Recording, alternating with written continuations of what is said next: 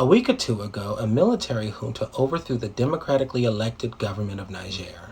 Now this junta is planning to put the democratically elected president of Niger on trial and charge him for high treason. Historically speaking, this is a common action taken after successful coups. They put the former leaders up on trumped-up charges, don't give them a chance to defend themselves, and then automatically execute them when they lose, shockingly. Fortunately, ECOWAS has been standing against this coup, even going so far as to threaten military action unless the coup ended. As of yet, the coup is still ongoing, but ECOWAS is in direct talks with the leaders of the coup.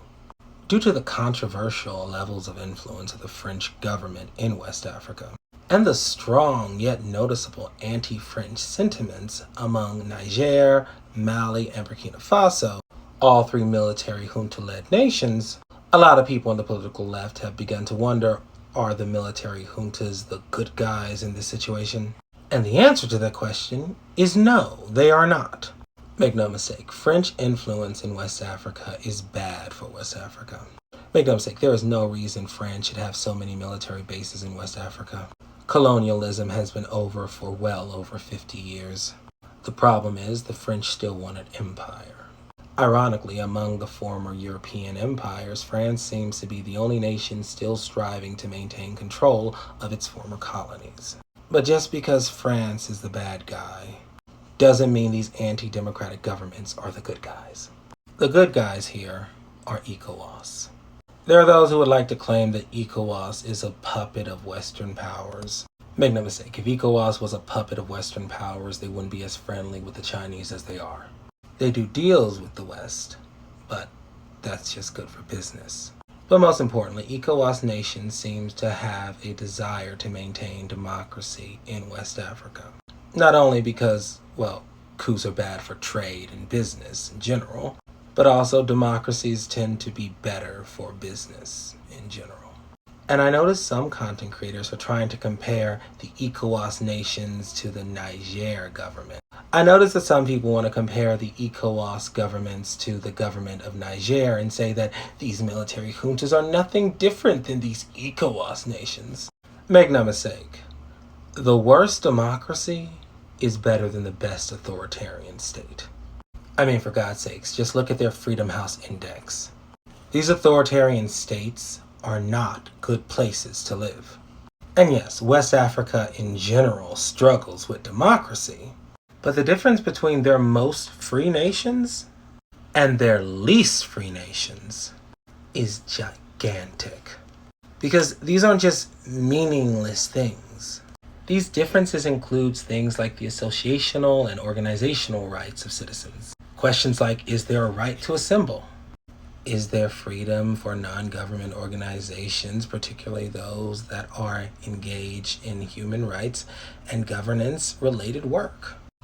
Is there freedom for trade unions and similar professional or labor organizations? These differences include the functioning of government itself. And most importantly, it includes political rights. Do the actual people of that country get to choose who's in charge? Or do they just get to appoint themselves? Not to mention various freedoms like freedom of the press, freedom of speech. In all honesty, with the exception of Ghana, the only true democracy in all of West Africa, all of these nations struggle with maintaining freedom for their citizens. But there is a big difference between governments that fall short of greatness and governments who actively seek to subvert the will of the people so a few military elites can call the shots.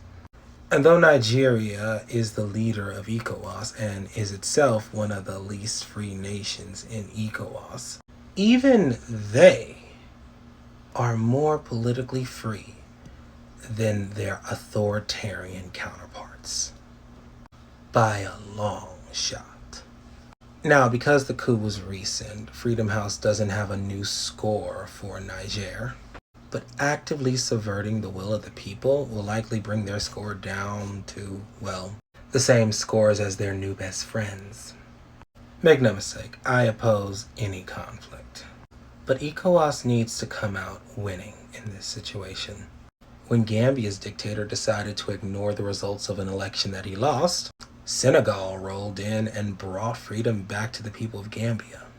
As long as ECOWAS doesn't rely too heavily on Western influence and allies to help them in this situation, I will support them completely. Because first of all, European powers have never benefited Africa before, so I highly doubt them involving themselves in this situation would help now. And second of all, ECOWAS is the best hope for West Africa. A unified economic front that can help to bring prosperity to every African nation. So I'm hoping that the coup leaders step down. But regardless of what happens here, opposing authoritarianism is always the right decision. And ECOWAS is the champion for democracy in West Africa at this point in time.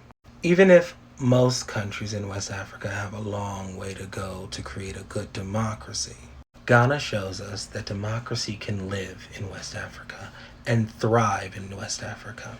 And I honestly support any organization and group that strives to maintain and create democracy in Africa, especially one from Africa and for Africans.